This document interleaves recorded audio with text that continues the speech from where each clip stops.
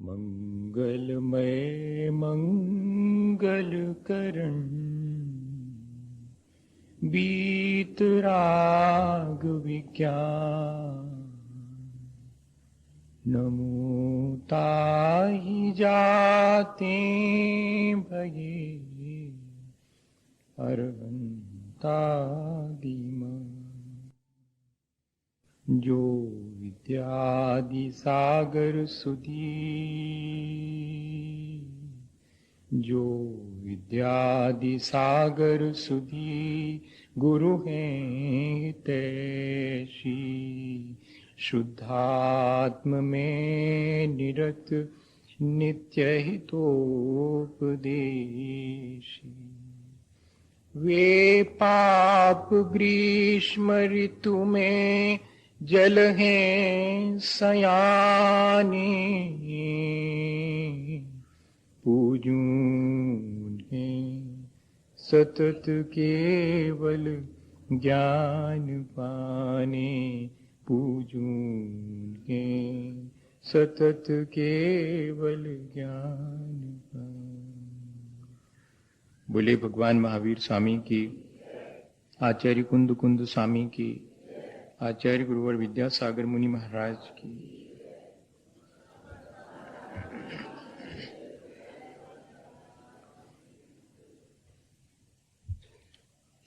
हम सभी लोग आज से इस बात पर विचार करने के लिए तैयार हुए हैं कि इस संसार में जो विविधताएं दिखाई पड़ती हैं, कोई कम ज्ञानवान है, किसी का ज्ञान अधिक है, कोई धनवान है, किसी के जिम्मे दरिद्रता और गरीबी आई है,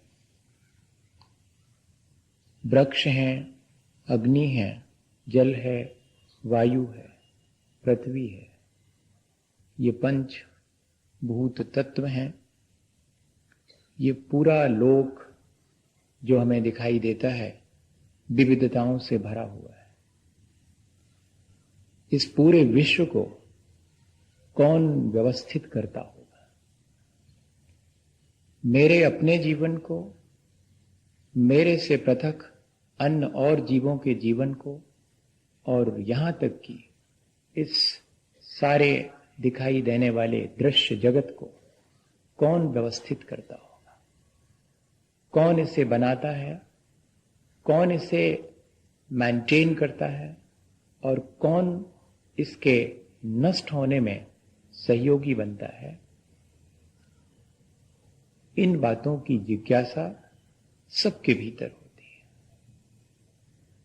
और इन प्रश्नों का समाधान सब लोगों ने अपने अपने ढंग से, अपनी अपनी क्षमता के अनुसार खोजा है। एक सामान्य रूप से सभी के भीतर जो बहुत अधिक मात्रा में प्रचारित और प्रसारित बात है वो ये है कि जितना भी ये दृश्य जगत दिखाई दे रहा है, इसको बनाने वाला भी कोई एक ईश्वर है, इसको मिटाने वाला भी कोई एक ईश्वर है, इसको मेंटेन करने वाला भी कोई एक ईश्वर है। ईश्वर इन तीन रूपों में इस सारे दृश्य जगत को व्यवस्थित करता है, और वह सर्वशक्तिमान है। और इतना ही नहीं, वो हम सबसे बहुत दूर कहीं कहीं किसी आकाश में बहुत ऊंचाई पर बैठा हुआ है, ऐसा प्रचारित है। और ऐसा लोगों के अंदर, अधिकांश लोगों के अंदर यही मान्यता है। तब बहुत सारे प्रश्न जो हमने अभी उठाए हैं, उनका समाधान क्या इस ईश्वर नाम की किसी चीज को मान लेने से मिलता है क्या? कहीं ऐसा तो नहीं कि ये जो विविधता दिखाई पड़ रही है उसके ऐसा मान लेने में कि ये सब ईश्वर के द्वारा इतनी विविधता बनाई गई है। ईश्वर चाहे तो इसको मैनेज करे, मेंटेन करे और जिस दिन चाहे वो उसको नष्ट कर दे। तब फिर प्रश्न उठेगा कि उस ईश्वर नाम की वस्तु या व्यक्ति को किसने बनाया? जो इस पूरे संसार को व्यवस्था देता है, उस व्यवस्था देने वाले को किसने बनाया?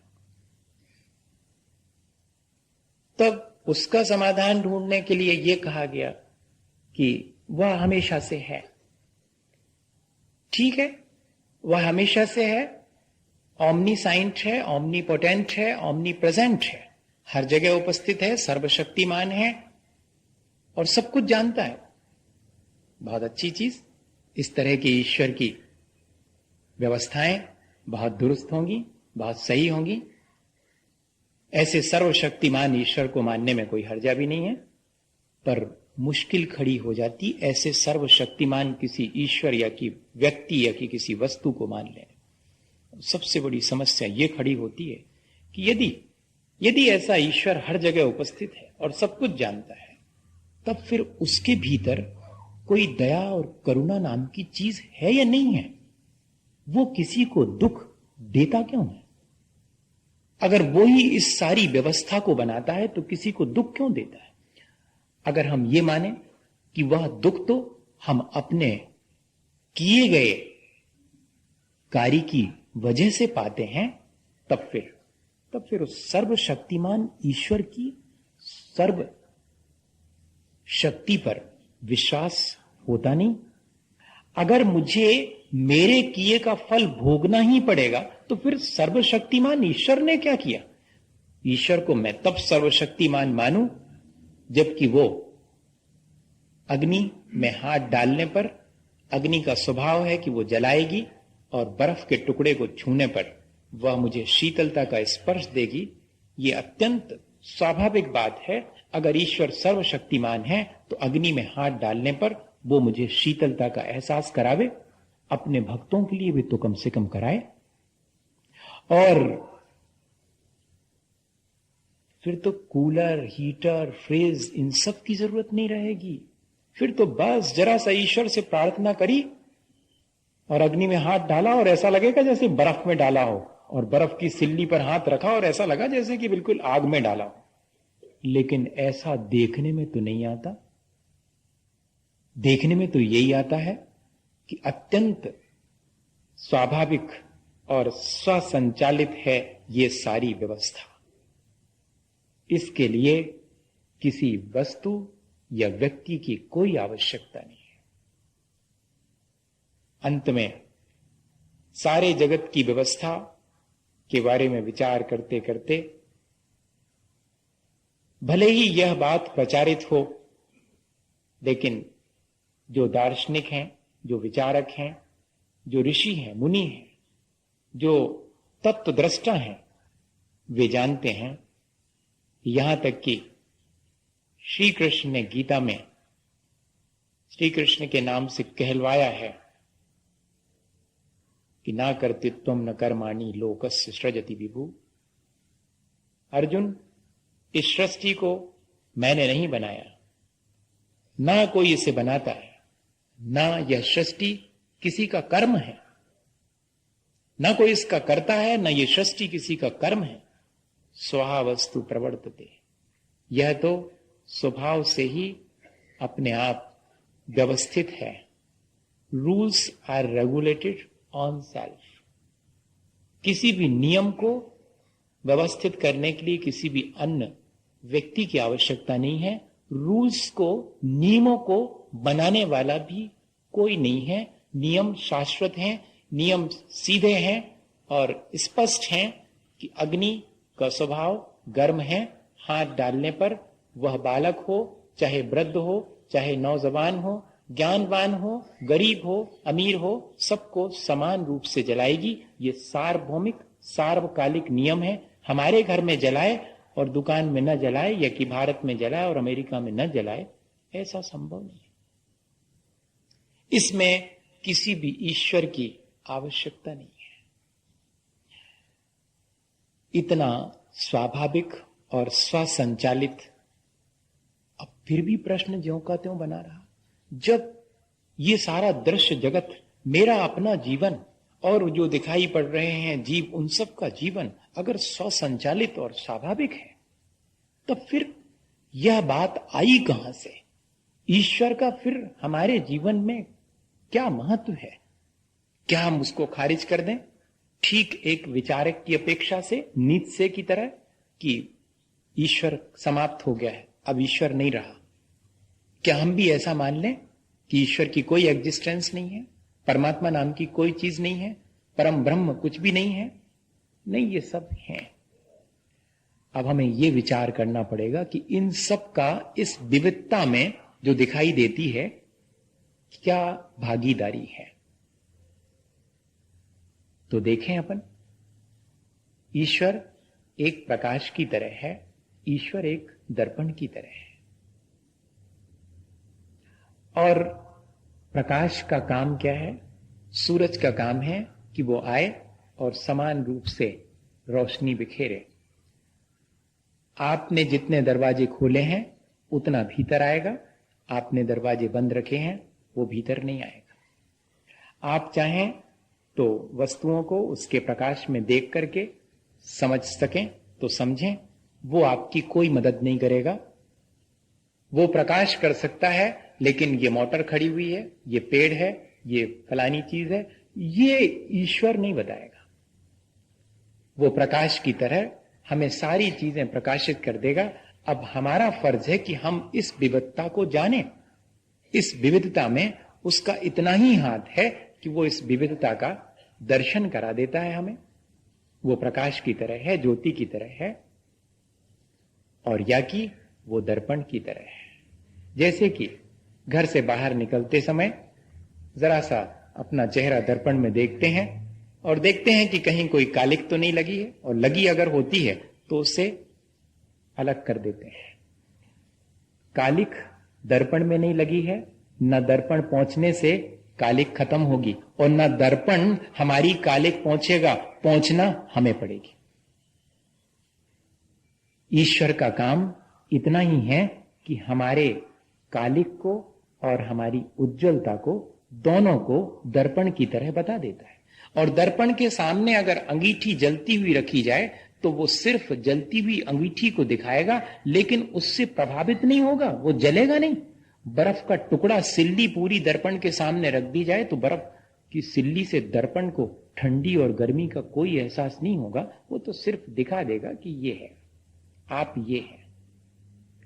ऐसा ही है ईश्वर, वो सिर्फ दर्पण के समान है, उस पर कालिक नहीं है। उसमें कालिक दिखती अवश्य है, कालिक हमें अपने आचरण और साधना से स्वयं हटानी पड़ेगी, ईश्वर हटाएगा नहीं। ईश्वर से यदि हम अपने चेहरे पर लगी हुई कालिक को हटाने की बात करते हैं तो ये तो ईश्वर के साथ अन्याय है। जैसे दर्पण से ये अपेक्षा रखना कि वो हमारे चेहरे पर लगी कालिक दिखाएगा और साथ में वो कालिक पहुंचने का इंतजाम भी करेगा, ठीक ऐसा ही ईश्वर से ये अपेक्षा रखना कि वो हमारी अपनी कमियों को, हमारी अच्छाइयों और बुराइयों को दिखाने के साथ उनको व्यवस्था भी देगा। व्यवस्था देना उसका काम नहीं है, उसके माध्यम से व्यवस्थित हो जाना ये हमारा अपना दायित्व है। ईश्वर का रोल हमारे जीवन में इतना ही है, एक दर्पण की तरह। और वो दर्पण भी ऐसा है जो कि चीजों को अपने में दिखा तो देता है लेकिन उनसे प्रभावित नहीं होता। ठीक ऐसा ही हमें ऐसा ईश्वर स्वीकार है और ऐसा ही उसका सहयोग हमें स्वीकार है। तब ईश्वर का महत्व भी है। और ईश्वर को पाने का मतलब क्या है?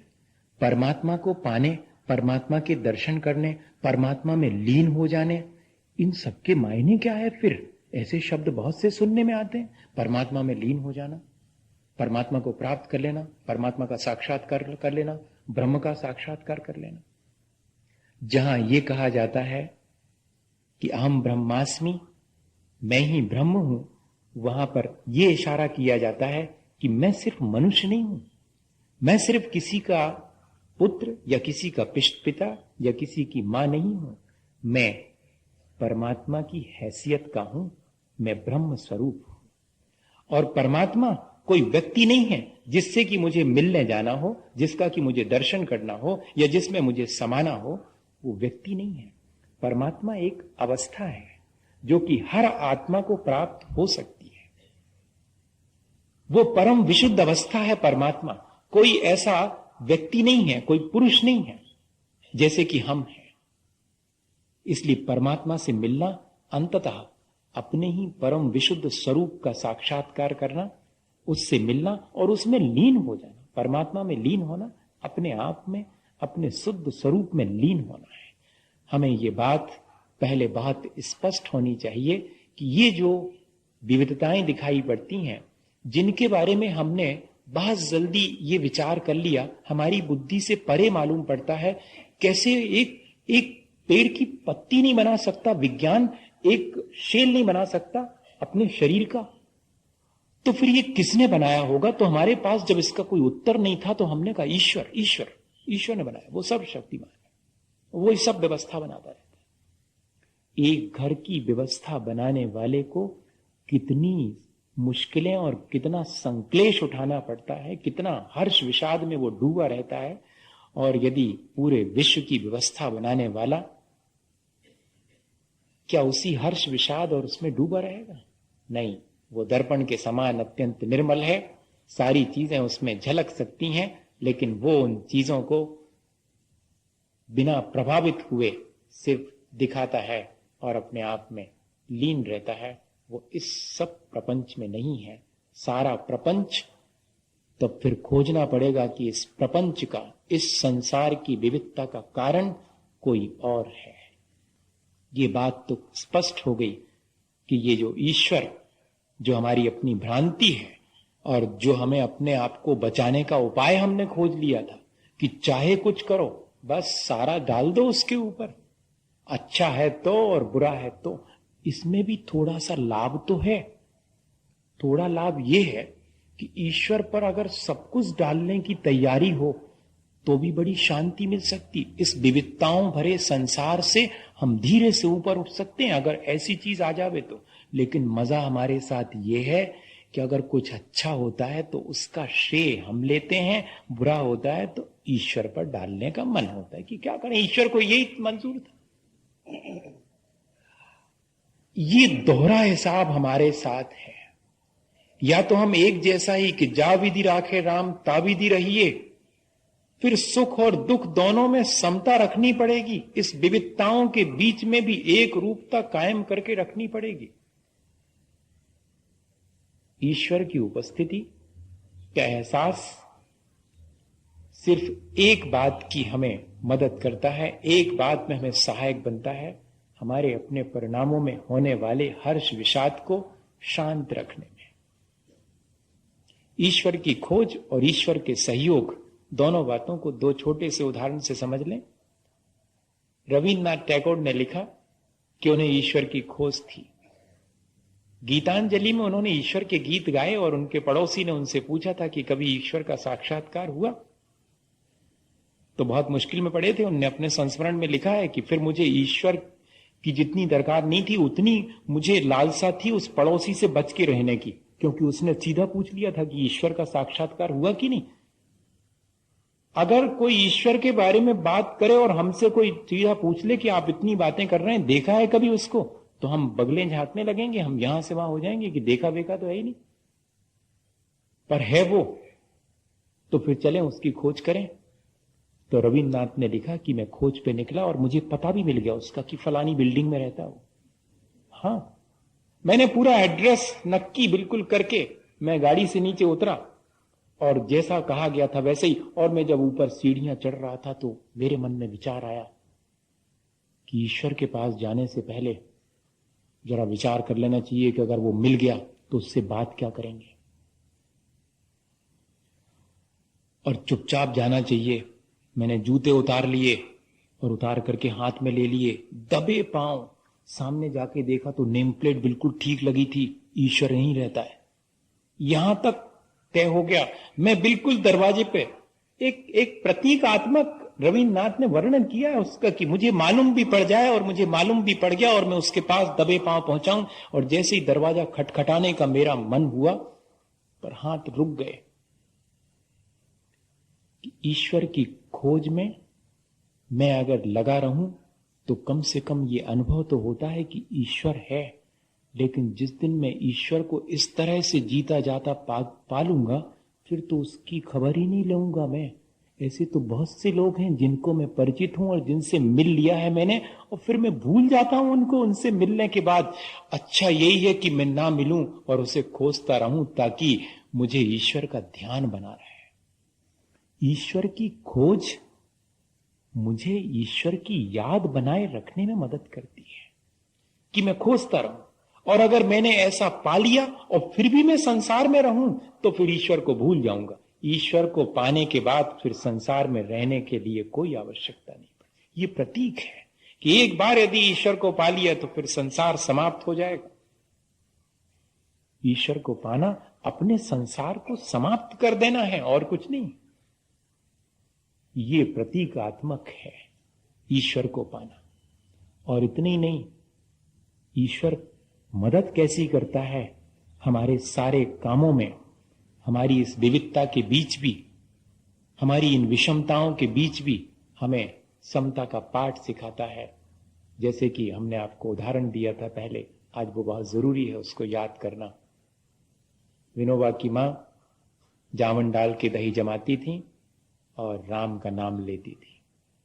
विनोबा जब बड़े हो गए तो उन्होंने कहा कि मां, और सब बातें आपकी समझ में आती हैं, ये बताओ दही जामन से जमता है या ईश्वर का नाम लेने से? ये क्लियर कर दो। आगे हमें बहुत जरूरत पड़ेगी, आप तो अभी जमाती हैं, पर हम रोज देखते हैं कि जामन भी डालती हैं और राम का नाम भी लेती हैं। इसका मतलब है कि दोनों ही से जमता है क्या, या किसी एक से जमता है? अगर किसी एक से जमता है तो या तो जामन डालना बंद करो या कि भगवान का नाम लेना बंद करो। ये क्या मामला है? तो उनकी मां ने हंस करके और कहा कि बेटे, जमता तो दूध दही बनता है, जामन से ही जमता है। तो फिर ईश्वर की क्या आवश्यकता? बेटे, सिर्फ इतनी आवश्यकता है कि कल जब सुबह बहुत अच्छा दही जम जाएगा तब मुझे ये अहंकार ना आ जाए कि मैंने जमाया है, इसलिए राम का नाम ले लिया। मेरी श्रद्धा मेरे इस कर्तापने और अहंकार को कि मैं करता हूं, इसको नष्ट करती। इसलिए ईश्वर के प्रति श्रद्धा भी आवश्यकता है। ईश्वर का इतना बड़ा रोल है, ये सहयोग बहुत जरूरी है ईश्वर का जीवन में, कि मैं उसके प्रति श्रद्धा रखूं और अपने अहंकार को। और अगर कल के दिन नहीं जमता है तो मैं किसी को शिकायत ना करूं, मैं किसी को दोषी ना ठहराऊं, मैं संक्लेश ना करूं।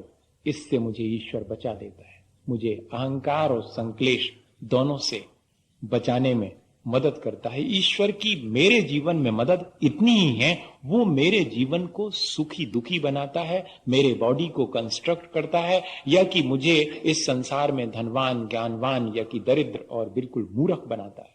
इसमें उसका कोई हाथ नहीं।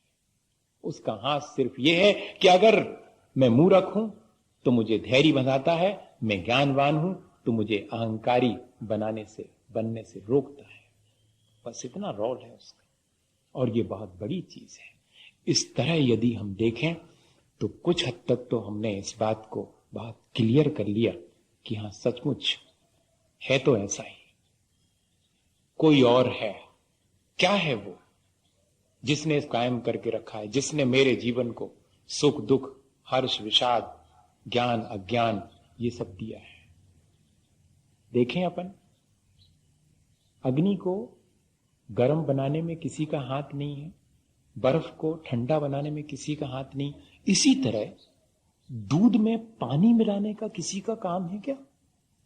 नहीं। हमेशा से तिल में तेल भरने का इंजेक्शन से किसी का काम है कि नहीं? जो हमारी बुआ पहली बार विदेश गई तो वो यहां से जलेबी लेके गई थी, जलेबी, हाँ, इंडिया से पहली बार। वो सुनाती हैं, वो टेबल टेनिस की वो रही खिलाड़ी, तो वहां खेलने गई थी उस समय, उस जमाने। अब तो वहीं पर बस गई। तो वो हम लोगों को बाद में आके बताया कि वो लोग बहुत बहुत आश्चर्य कर रहे थे। वो मेरे से पूछने लगे कि ये जो जो गोल गोल चीज है ये बनी कैसे, तो हमने बता दिया कि ऐसे ऐसे बनी। तो फिर वो तो ठीक है, लेकिन इसमें ये जो सीरा है वो क्या इंजेक्शन से भरा था क्या? अब उनने तो ये वाली डिश देखी नहीं थी, ये भर कैसे गया उसमें सीरा? इंजेक्शन से भरा होगा शायद, सिरिंज से। ठीक ऐसा ही हमारे मन में प्रश्न उठ सकता है कि दूध में पानी किसने मिलाया, हमारे जीवन को ऐसा किसने बनाया? नहीं, दूध में पानी जैसे हमेशा से है, ऐसा ही संसार में ये जीव विकारी अवस्था को हमेशा से प्राप्त है। सुख दुख, कमी वेशी, ज्ञान धन दरिद्रता, ये सब हमेशा से है। जैसे कि दूध में पानी है, किसी ने उसको मिलाया नहीं है, स्वाभाविक है। जैसे कि तिल में किसी ने तेल भरा नहीं है, वो जैसे ही तिल उगता है उसमें तेल भी हमेशा है। जैसे ही कोई मनुष्य जन्म लेता है वो अपने साथ अपने विकारों को लेके आता है। ये विकार है क्या चीज? अब बस यहां से शुरू करते हैं आज अपन अपनी यात्रा। कितने दिन चलेगी? उतने दिन जब तक कि समझ में नहीं आ जाएगी। बस जिस दिन समझ में आ जाए अपना काम पूरा हो गया, और कोई आवश्यकता नहीं है ज्यादा उलझने की। ज्ञान उतना ही आवश्यक है जितना कि लगी हुई भीतर की गठानों को धीरे से खोल देवे और हमें उन्मुक्त कर देवे, हमें उलझनों से पार कर देवे, हमें चीज स्पष्ट सामने आने लगे राई रखती। इतना ही आवश्यक है। उसके लिए अपन ने ये प्रक्रिया शुरू की है। यहां तक पहुंच गए कि मेरे अपने विकार हमेशा से हैं। सबके भीतर जो भी दिखाई पड़ रहा है वो सारा खेल इसी विकार का है, और वो विकार आते कहां से हैं? हमेशा से हैं। उनका कारण भी मुझे अपने भीतर खोजना पड़ेगा, और उनका कारण मेरे अपने विकारों का, मेरी अपनी आसक्ति, मेरी अपनी अज्ञानता, मेरा अपना ये शरीर मेरे इन विकारों को आगे बढ़ाने में मदद देता है, और मेरे अंदर के जो विकार हैं वो मेरे द्वारा ही जनरेट होते हैं, किसी और के द्वारा नहीं होते। मैं विकार से ग्रसित हूं हमेशा से, और उन विकारों की जिम्मेदारी मेरी अपनी है, इंडिविजुअल है, और उन विकारों के घटाने बढ़ाने में ये मेरी मदद करता, ये हमेशा से मेरे साथ है। एक विशेष सर्कल है जिसमें हम अपने थॉट्स की एक्टिविटीज, अपने स्पीच की एक्टिविटीज, अपने बॉडी की एक्टिविटीज हमेशा करते रहते हैं, और इस शरीर के माध्यम से हमारे भीतर जो भी भाव आते हैं, थॉट्स और फीलिंग्स होती हैं, वे सारा इस विविधता के लिए रेगुलेट करती हैं, और कोई अतिरिक्त नहीं है। हमारे अपने कर्म और हमारा अपना शरीर हमारे संसार के भ्रमण का और इस विविधता का कारण है। यहां तक हमने इस बात को समझ लिया। वे कर्म कैसे हैं? वे हमारे साथ बनते भी हैं, वे हमारे भोगने में भी आते हैं, वे हमारे करने में भी आते हैं। तीन तरह के हैं। कुछ कर्म हैं जो हम करते हैं, कुछ कर्म हैं जिनका हम फल भोगते हैं, कुछ कर्म हैं जो हमारे साथ फिर से आगे की यात्रा में शामिल हो जाते हैं। और इस तरह ये यात्रा एक विशेष सर्कल, इसीलिए संसार को चक्र माना है, जिसमें की निरंतरता बनी रहती है। ठीक एक गृहस्थी की तरह, जैसे किसी गृहस्थी चलाने वाली मां को हमेशा इस बात का ध्यान रखना पड़ता है कि शक्कर कितने दिन की बची, और गेहूं कितने दिन का बचा, और आटा कितने दिन का बचा। इसके पहले कि वो डिब्बे में हाथ डाल के पूरा साफ करे, ऐसा मौका आते ही नहीं है, दूसरी तैयारी हो जाती है। बुंदेलखंड में कहते कि डेढ़ लगी रहती है तब गृहस्थी चलती है। डेढ़ लगी रहती है मतलब कोई भी चीज एकदम खत्म नहीं होती, खत्म होने के कुछ घंटे पहले ही सही, कुछ मिनट पहले वो शामिल हो जाती है, तब चलती है गृहस्थी। ठीक ऐसे ही हमारा संसार चलता है। हम जो भोगते हैं उसके भोगते समय जितनी सावधानी और असावधानी हमारी होती है, ठीक ऐसे ही जैसे कि हमारे चेहरे पर कालिक लगी हुई है, वो हमारी अपनी असावधानी है, दर्पण ने हमें दिखा दिया है। कालिक हमारे चेहरे पर हमारी असावधानी से लगती, हमारी अज्ञानता से लगती है। ठीक ऐसे ही हमारे मन में जो भी कर्म संचित होते हैं या कि जो भी विकारों से हम ग्रसित होते हैं, वो हमारी असावधानी, हमारी आसक्ति, इतना ही है और कुछ भी नहीं है। दो ही चीजें हैं, हमारी अपनी असावधानी जिसको हम अज्ञानता कह लें, हमारी अपनी आसक्ति। इनसे ही मैं अपने जीवन को विकारी बनाता हूं। और इसके लिए मुझे करना क्या चाहिए? मेरे आचरण की निर्मलता और दूसरी मेरी अपनी साधना, समता की साधना। ये दो चीजें हैं इस संसार की विविधता से बचने के लिए। कुल तो इतना ही मामला है, पर इतने में कुछ लोगों को समझ में आ सकता है, कुछ लोगों को इतने में समझ में नहीं आ सकता। तो आचार्य भगवान तो, श्री गुरु तो सब जीवों का उपकार चाहे हैं, सो फिर इसका विस्तार करते हैं। और वो विस्तार अपन करेंगे। जो विस्तार रुचि वाले शिष्य हैं उनको विस्तार से समझ में आता है, जो संक्षेप रुचि वाले हैं उनको बात इतनी ही है समझने की, और मध्यम बुद्धि वाले हैं उनको तो विस्तार भी कर दो चाहे संक्षेप में कह दो, वो समझ जाएंगे। मैं ये मान के चल रहा हूं कि हम सब विस्तार रुचि वाले हैं, इसलिए अपन इसका विस्तार करते हैं। बात कुल इतनी ही है। अब इसका विस्तार कैसे करें, एक छोटी सी घटना आज अपन समझ लें और फिर विस्तार कल से शुरू करेंगे। आज का समय पूरा हो गया, इतना ही बहुत है कि इतना अपन ने समझ लिया। इसमें कई क्रॉस क्वेश्चन उठेंगे, मन में बहुत सारी बातें आएंगी। ये प्रक्रिया वन साइडेड चलाने का मेरा मन नहीं है। अभी तक चलाई हमने वन साइडेड कि मैं ही मैं आकर के और आपको सब बातें बोलता रहा और आप बिल्कुल चुप पे बैठे सुनते रहे।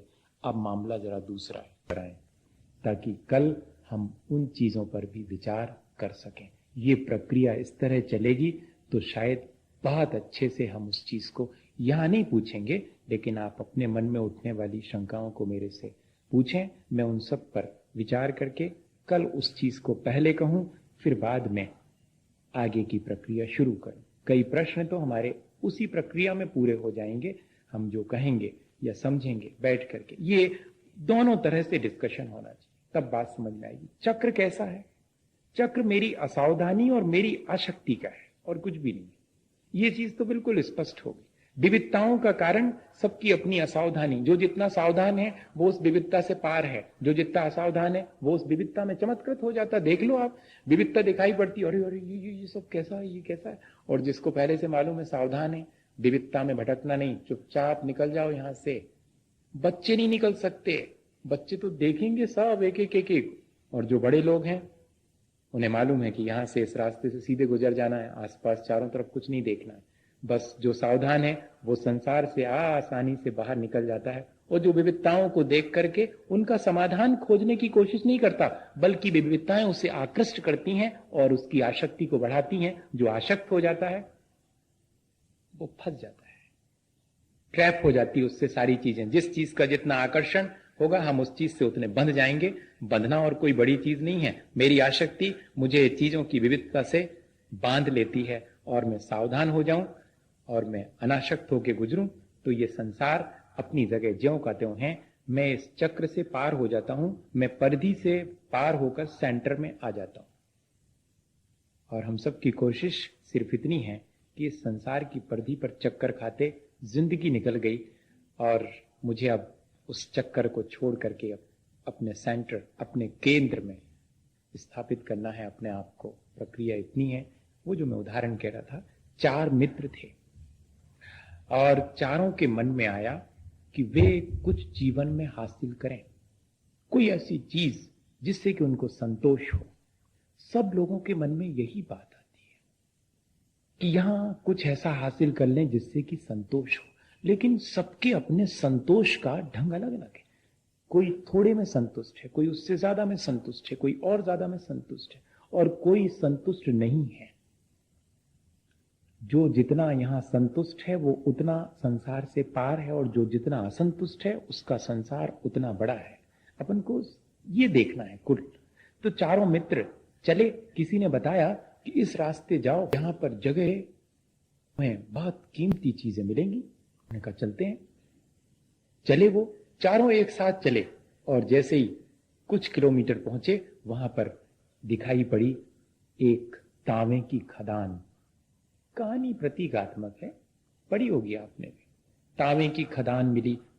चार में से एक ने कहा अरे अरे इतनी कीमती चीज ले लो, बस इतने से जीवन चल जाएगा, जितनी ले चलना हो उतनी ले लो। बाकी तीन ने कहा नहीं, इससे कुछ नहीं होने वाला, ये बहुत हल्की धातु है। जरा जब तांबे की मिली है, वो बताने वाला बताता है कि बहुत मिलता है, तो थोड़े और आगे चल। हाँ, चौथा वाला वहीं रुक गया, तीन आगे बढ़ गए। कुछ किलोमीटर चले, अब की बार चांदी की खदान मिली। उन्होंने कहा देखा, मैंने कहा था ना, वो चौथा वाला बिल्कुल बुद्धू, ऐसा ही लगता है यहां पर, ऐसा ही लगता है सबको। और उनमें से भी तीन में से तीसरे वाले ने कहा कि मुझे तो संतोष है, चांदी की बहुत कीमत है। दो ने समझाया उसको कि बताने वाले ने देखो कितना सही बताया था, जब तांबे की और चांदी की मिल गई है तो अब निश्चित है कि सोने की मिलेगी, तुम कहां रोक रहे हो यहां पर। उसने कहा नहीं नहीं, अब तो मैं रुकता हूं। रुक गया वो, दो आगे बढ़ गए। मिलना थी सोने की, मिली, क्यों नहीं मिलेगी। सोने वाली खदान भी मिल गई। तब दो में से एक कहता है कि बस बहुत हुआ। एक ने कहा सुनो, जब सोने की मिली है तो अब हीरे जवाहरात की तय है, जयपुर आने ही वाला है, बस जस्ट सारे स्टॉपेज छोड़ दिया आपने, अब थोड़े और चलो। और वो आगे बढ़ गया। तीन तांबे, चांदी और सोने में संतुष्ट होकर के आगे बढ़ गए। आप इसको अपने ऊपर घटित मत करना भैया, नहीं तो आप मेरे से नाराज हो जाएंगे, मुझे आपके साथ रहना है अभी, नाराज नहीं करूंगा। लेकिन हम किस तरह से फंस जाते हैं, हमारी अपनी असावधानी कितनी है। हमारे अंदर के विकार जो कि अनादिकाल से चले आ रहे हैं, वो किस तरह हमें असावधान कर देते हैं, किस तरह हम अपनी असावधानी से आसक्त हो जाते हैं और किस तरह इस विशेष सर्कल में फिर शामिल हो जाते हैं और फिर एक उलझन अपने हाथ से खड़ी कर लेते हैं, नए सिरे से फिर सब समझना शुरू करते हैं कि क्या होता होगा, कैसे होता होगा, मैं कहां से निकलूंगा, जबकि सारी चीज स्पष्ट थी। चौथे वाले ने देखा कि हीरे जवाहरात की खदान तो आई नहीं, लेकिन इतना जरूर है कि एक व्यक्ति सामने जरूर बैठा है, वो शायद कुछ इंफॉर्मेशन देगा। पहुंचा उसके पास, देखा तो उस व्यक्ति के ऊपर और एक चक्र घूम रहा था बहुत तेजी से, बहुत तेजी से, बिल्कुल अधर में। ऐसा भी नहीं कि उसके ऊपर कोई कील हो जिस पे घूम रहा हो, वो तो बस चक्र घूम रहा था और वो बड़ा परेशान था, भूखा प्यासा, बेहाल था, कपड़े सब फट गए थे, जर्जर थे, पर चक्र घूम रहा है और वो बैठा हुआ है। पूछा उससे कि मामला क्या है। उसने कहा कि पहले ये बताओ, तुम मेरी मदद करोगे क्या। कहा करूंगा, तो फिर मैं तुम्हें हीरे जवाहरात की वो खदान बता सकता हूं। उसने कहा मैं तो वही पूछना चाह रहा था तुमसे। तो उसने कहा सुनो, तुम मेरी जगह आना स्वीकार करो तो मैं तुम्हें बता सकता हूं। उसने कहा ठीक है, इसमें क्या बात है, पर मुझे ये जो चक्र है ना, इसकी वजह से सूझता नहीं है। मेरा ये चक्र तुम ले लो तो फिर मैं बाहर खड़े होकर तुम्हें बता सकता हूं कि वो खदान कहां, उसका मैप बना दूंगा मैं, जरा इससे मुक्त हो जाऊं बस।